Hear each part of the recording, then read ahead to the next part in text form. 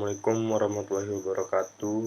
Nama saya Muhammad Raka Anwarsya dari kelas R1A Teknik Industri dengan NPM 070.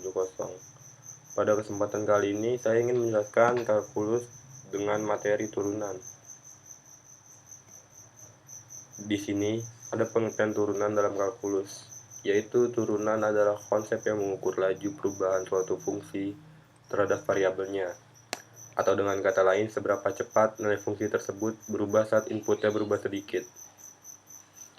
Secara formal, turunan suatu fungsi f dalam kurung x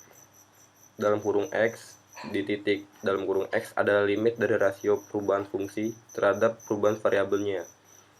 Saat perubahan itu mendekati 0, ditulis sebagai f pangkat prime dalam kurung x atau frekuensi df dx.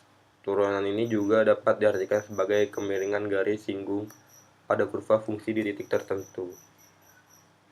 Kita lanjut, di sini ada contoh turunan.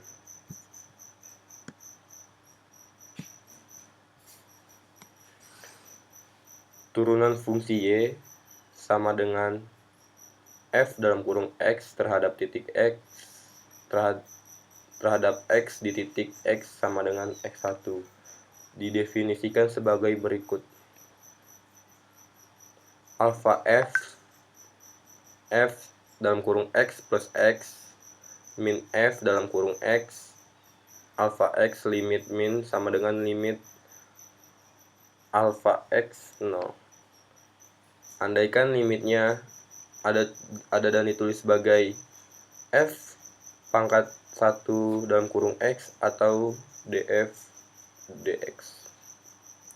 Contoh, hitung turunan dari f dalam kurung x sama dengan 5x pangkat 2 plus 6. Di sini jawabannya adalah f dalam kurung x plus alpha x min f dalam kurung x f aksen x sama dengan limit alpha x min 0 sama dengan limit delta x 0 dalam kurung 5 dalam kurung x plus delta x pangkat 2 plus 6 min 5x pangkat 2 plus 6 atau delta x sama dengan limit delta x 0 dalam kurung 5x pangkat 2 plus 10x delta x ditambah 5 delta pangkat 2 x min 5x pangkat 2 atau delta x sama dengan limit delta x sama dengan 0 dalam kurung 5 dalam kurung lagi x pangkat 2 plus 10x delta x plus delta pangkat 2 x plus 6 min 5x pangkat 2 min 6 atau delta x sama dengan limit 10x plus 54x sama dengan 10x alpha x 0. Di sini juga terdapat rumus dasar turunan aljabar dan rumus dasar turunan fungsi trigonometri. Rumus dasar turunan aljabar terdiri dari konstanta, pangkat, konstanta dengan pangkat, penjumlahan dan pengurangan, perkalian, pembagian. Kita mulai dari rumus dasar turunan aljabar. Konstanta, jika f dalam kurung x sama dengan c, maka f aksen x sama dengan 0. Pangkat, jika f dalam kurung x sama dengan x pangkat n, maka f aksen dalam kurung x sama dengan n dikali x pangkat n min 1. Konstanta dengan pangkat, jika f dalam kurung x sama dengan alpha dikali x pangkat n, maka f aksen dalam kurung x sama dengan alpha dikali n dikali x pangkat n min 1. Penjumlahan dan pengurangan, jika f dalam kurung x sama dengan u dalam kurung x lebih dari v dalam kurung x, maka f aksen dalam kurung x sama dengan u aksen dalam kurung x lebih dari F absen dalam kurung X perkalian. Jika F dalam kurung X sama dengan U dalam kurung X dikali V dalam kurung X, maka F aksen X sama dengan U aksen dalam kurung X V dalam kurung X plus U dalam kurung X V aksen dalam kurung X. Pembagian. Jika F dalam kurung X sama dengan U dalam kurung X per V dalam kurung X, maka F aksen dalam kurung X sama dengan U aksen dalam kurung X V dalam kurung X min U dalam kurung X V aksen dalam kurung X per V dalam kurung X pangkat 2. Di sini ada rumus dasar turunan fungsi trigonometri. D per dx dalam kurung sin X sama dengan cos X. D per dx dalam kurung cos X sama dengan min sin X.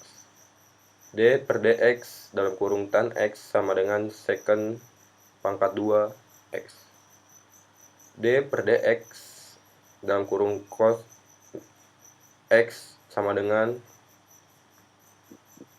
min CSC pangkat 2 X. D per dx dalam kurung secant X sama dengan secant X dikali tan X. D per dx di dalam kurung CSC X sama dengan min CSC X dikali cot X. Lanjut.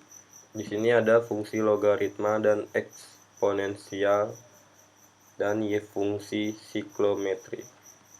Y fungsi logaritma. Y sama dengan Y log X, yaitu Y aksen sama dengan 1 per X in G. Y sama dengan in X, yaitu Y aksen sama dengan 1 per X. Y fungsi eksponensial. Y sama dengan A pangkat X, yaitu Y aksen sama dengan alpha X in alpha. Y sama dengan E pangkat X, yaitu Y aksen sama dengan E pangkat X. Y fungsi siklometri. Y sama dengan arcus sin X, yaitu Y sama dengan akar pangkat dari 1 min X pangkat 2. B. Y sama dengan arcus cos X, yaitu Y aksen sama dengan min 1 per akar pangkat dari 1 min X pangkat 2. C. Y arcus TGX, yaitu Y aksen sama dengan 1 min 1 plus X pangkat 2. Kita lanjut.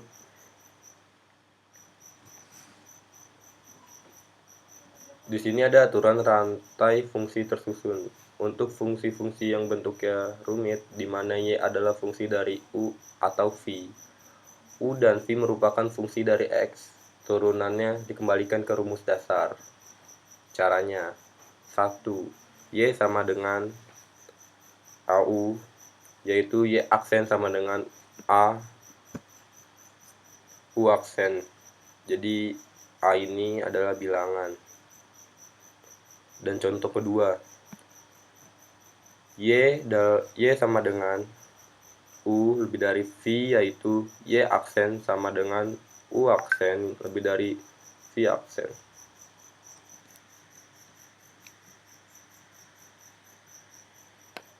Tiga, Y sama dengan V, yaitu Y aksen sama dengan U aksen V plus UV aksen. Di sini ada tentukan turunan pertama dari contoh-contoh soalnya.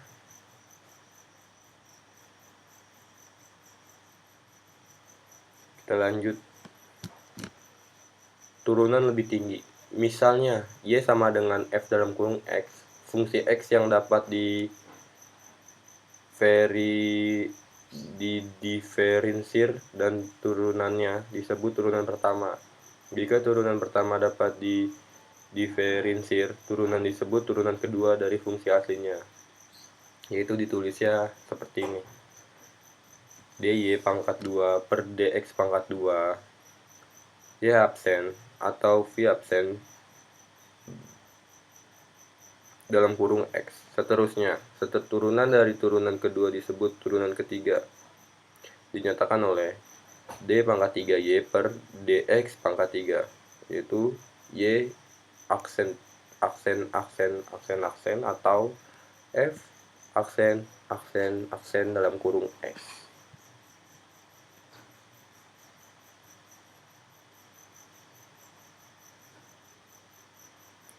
Penurunan dengan bantuan logaritma dipakai bila pangkat suatu fungsi dari x, y sama dengan f dalam kurung x pangkat g dalam kurung x. In y sama dengan in f dalam kurung x pangkat g dalam kurung x sama dengan g dalam kurung x in f dalam kurung x. 1 per y dy per dx sama dengan g aksen dalam kurung x in f dalam kurung x ditambah g dalam kurung x dalam kurung in f dalam kurung lagi x aksen.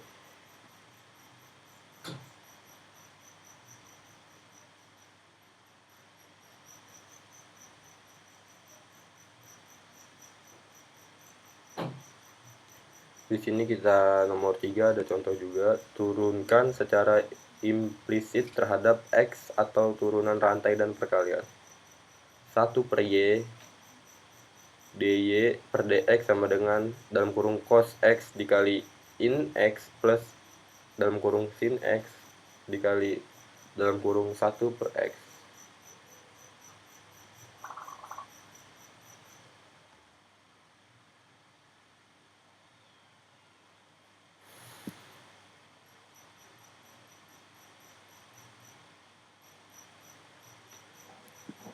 Kita lanjut ke sini.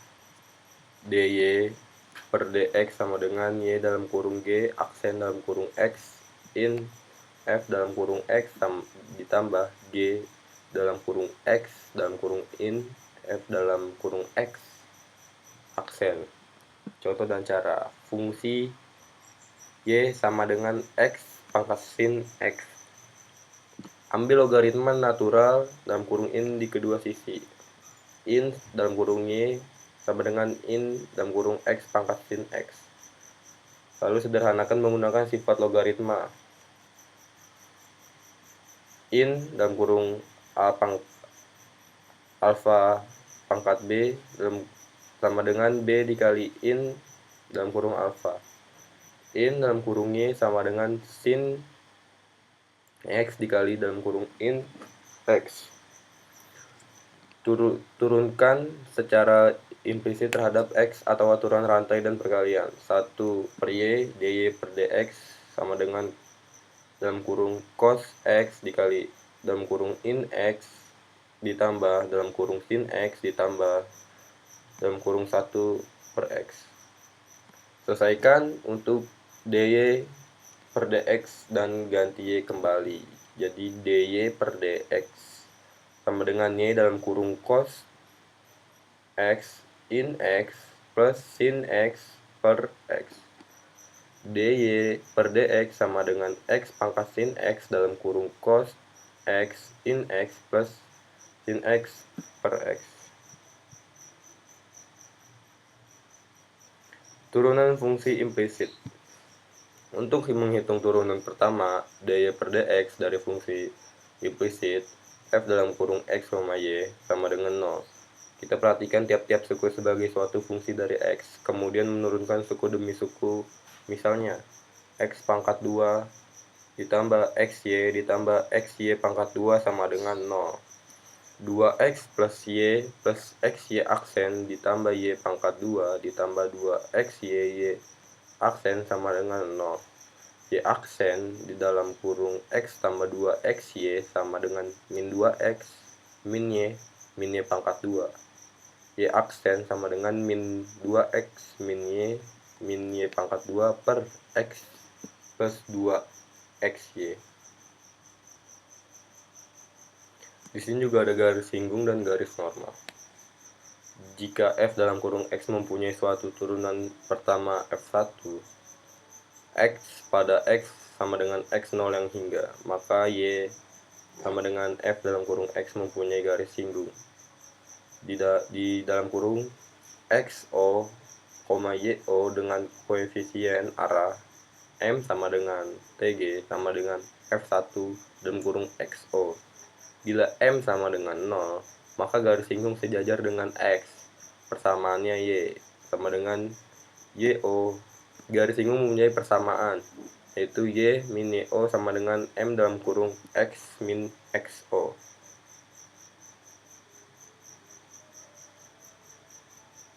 Di sini ada contohnya. Tentukan persamaan garis singgung dari garis normal pada X pangkat 2 min 3XY plus Y pangkat 2 sama dengan 5 pada titik dalam kurung 1,1. Jadi jawabannya adalah X pangkat 2 min 3XY ditambah Y plus ditambah Y pangkat 2 sama dengan 5. 2X min 3Y min 3XY aksen ditambah 2YY aksen sama dengan 0. Y aksen dalam kurung min 3Y plus 2Y sama dengan min 2X plus 3Y. Y aksen sama dengan min 2X plus 3Y per 3X tambah 2Y. Min 2 tambah 3 per min 3 tambah 2 sama dengan 1 per min 1 sama dengan min 1. Jadi persamaan garis singgungnya Y min 1 sama dengan min 1 dalam kurung X min 1. Y min 1 sama dengan X1 plus 1 X tambah Y min 2 sama dengan 0. Persamaan garis normal Y min X sama dengan dalam kurung X min 1, Y min X sama dengan 0, Y sama dengan X. Di sini ada panjang garis singgung, panjang sub garis singgung, panjang garis normal, dan panjang sub garis normal. Panjang garis singgung adalah panjang potongan garis singgung dihitung dari titik singgung sampai titik potong sumbu X. Maka sub garis singgung atau panjang sub tangen adalah panjang proyeksi potongan garis tersebut pada sumbu X. Lalu, panjang garis normal. Panjang garis normal adalah panjang potongan garis normal dihitung dari titik potongan dengan garis singgung sampai titik potong dengan sumbu X. Panjang sub garis normal atau panjang sub normal adalah panjang proyeksi garis tersebut pada sumbu X. Jadi sini adalah panjang sub tangen sama dengan TS sama dengan Y per Y atau M. Panjang sub normal SN sama dengan M Y. Panjang garis singgung TP sama dengan akar pangkat dari TS pangkat 2 plus SP pangkat 2. Panjang garis normal NP sama dengan SN pangkat 2 plus SP pangkat 2. Di sini ada contoh soal lagi. Panjang garis singgung, panjang garis normal, panjang sub garis singgung, panjang sub garis normal dari XY plus 2X min Y sama dengan 5 pada dalam kurung 2,1. Jawabannya XY plus 2X min Y sama dengan 5. Y tambah XY aksen plus 2 min Y aksen sama dengan 0. Y aksen dalam kurung X min 1 sama dengan min X min 2. Y aksen sama dengan min Y min 2 per X min 1 pada 2,1 sama dengan min 1 min 2 per 2 min 1 dikurang 3 per 1 sama dengan min 3.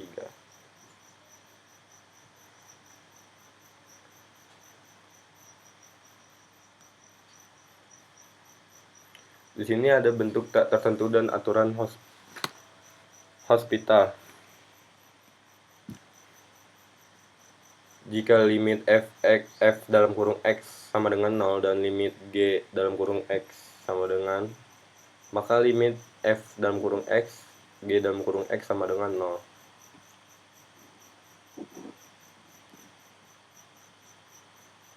Di sini juga ada limit x, yaitu alpha fx sama dengan 0, dan limit x yaitu alpha gx sama dengan 0.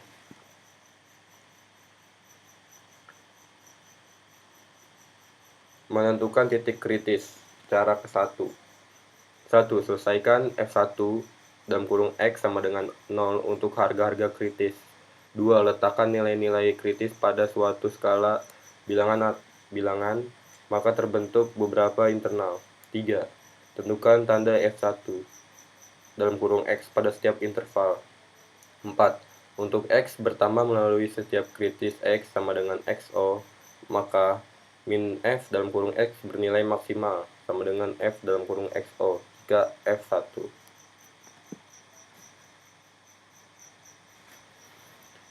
Dalam kurung x berubah dari plus ke min.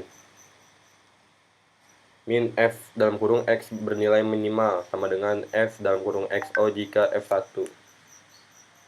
X berubah dari min ke plus. F min f dalam kurung x tidak bernilai maksimal atau minimal dari x sama dengan xo bila f1 dalam kurung x tidak berubah tanda. Cara kedua. 1. Selesaikan f1 dalam kurung x sama dengan 0 untuk harga-harga kritis. 2. Fungsi di diferensial sekali lagi memperoleh f111 dalam kurung x untuk harga kritis x sama dengan xo.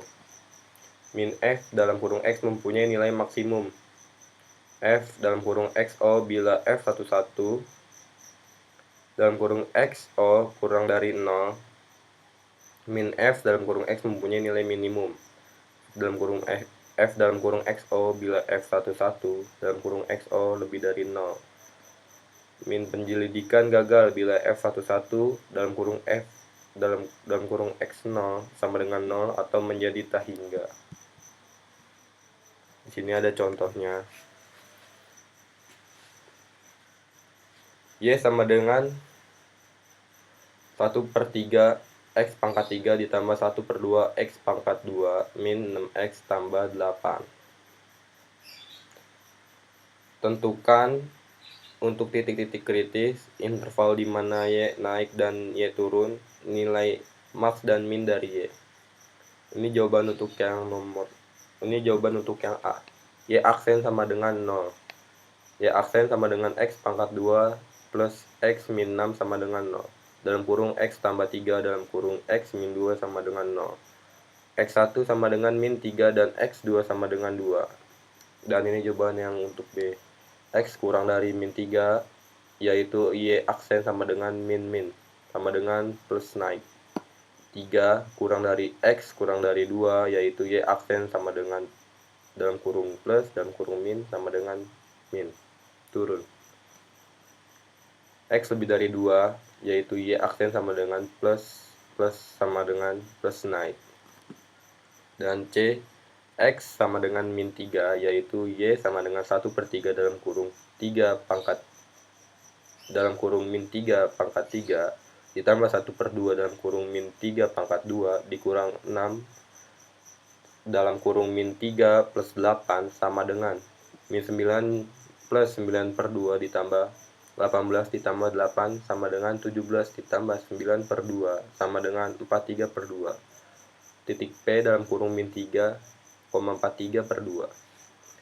X sama dengan 2, yaitu Y sama dengan 1/3 dalam kurung 2 pangkat 3 ditambah 1/2 dalam kurung 2 pangkat 2 min 6 dalam kurung 2 ditambah 8 min 8/3 ditambah 2 ditambah 2 min 12 ditambah 8 sama dengan min 2 ditambah 8/3 sama dengan min 6/3 ditambah 8/3 sama dengan 2/3.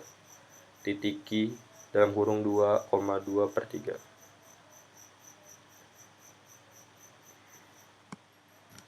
Kecepatan dan percepatan. Gerak suatu partikel sepanjang suatu garis lurus secara lengkap dinyatakan oleh persamaan S sama dengan F dalam kurung T, T lebih dari 0 waktu dan jarak S jarak P dari suatu titik tetap yang tertentu 0 pada lintasannya. Kecepatan atau velocity dari P pada waktu T adalah V sama dengan dS per dt. Jika V lebih dari 0, maka P bergerak searah dengan naiknya S. Jika F kurang dari 0, maka P bergerak searah dengan turunnya S. Jika V sama dengan 0, Pi dalam keadaan berhenti, percepatan akselerasi pada P waktu T adalah alfa sama dengan dF per dt sama dengan d2s per dt2. Jika alfa lebih dari 0, V naik. Jika alfa kurang dari 0, maka V turun. Kelajuannya atau speed bertambah bila V dan A bertanda sama dan berkurang bila berlainan tanda. Lanjut.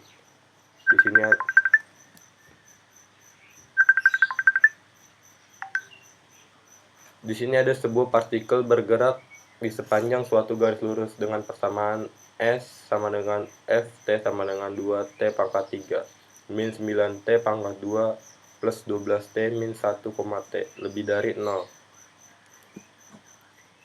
Di sini tentukan saat partikel bergerak ke kanan dan saat partikel bergerak ke kiri. Tentukan saat partikel berhenti dan kemudian bergerak lagi. Tentukan saat gerakan partikel dipercepat dan saat gerakan partikel diperlambat. Jadi jawabannya di sini V dalam kurung T sama dengan V absen dalam kurung T sama dengan DT pangkat 2 min 18T plus 12 dan alfa dalam kurung T sama dengan F pangkat N dalam kurung T sama dengan 12T min 18T lebih dari 0. A. Partikel bergerak ke kanan bila F dalam kurung T semakin bertambah, yaitu bila fungsi F monoton naik. Syaratnya F aksen dalam kurung T sama dengan dt pangkat 2 min 18T plus 12 lebih dari 0, yang memberikan D dalam kurung T pangkat 2 min 3T plus 2 lebih dari 0. Dalam kurung T min 1, dalam kurung T min 2 lebih dari 0, 0 kurang dari 1. 0 kurang dari T kurang dari 1 atau T lebih dari 2. Jadi partikel bergerak ke kanan pada saat T dengan 0 kurang dari T kurang dari 1 dan T lebih dari 2. Partikel bergerak ke kiri bila nilai F dalam kurung T semakin berkurang, yaitu bila fungsi F turun. Syaratnya F absen dalam kurung T sama dengan dt pangkat 2 min 18T plus 12 kurang dari 0, yang memberikan 1 kurang dari T kurang dari 2. B. Partikel berhenti kemudian bergerak lagi pada kecepatan 0, yaitu V dalam kurung T sama dengan 0 dari V dalam kurung T sama dengan V aksen T sama dengan dt 6T pangkat 2 min 18T plus 12 sama dengan 6 dalam kurung T min 1 dalam kurung T min 2 sama dengan 0. Diperoleh T sama dengan 1 dan T sama dengan 2. Gerakan partikel dipercepat bila kecepatannya semakin bertambah, yaitu bila V monoton naik. Syaratnya alfa dalam kurung T sama dengan 12T min 18 lebih dari 0. 12T min 18 sama dengan 6 dalam kurung 2T min 3 lebih dari 0. T lebih dari 3 per 2, yang memberikan T lebih dari 3 per 2. Gerakan partikel diperlambat bila kecepatan semakin berkurang, yaitu bila V monoton turun. Syaratnya alfa dalam kurung T sama dengan 12T min 18 kurang dari 0, yang memberikan T lebih dari 3 per 2. Jadi sampai sini yang saya bisa sampaikan. Terima kasih. Bila ada kesalahan kata atau ucapan, karena saya juga masih belajar di sini, belum terlalu begitu paham. Jadi terima kasih. Assalamualaikum warahmatullahi wabarakatuh.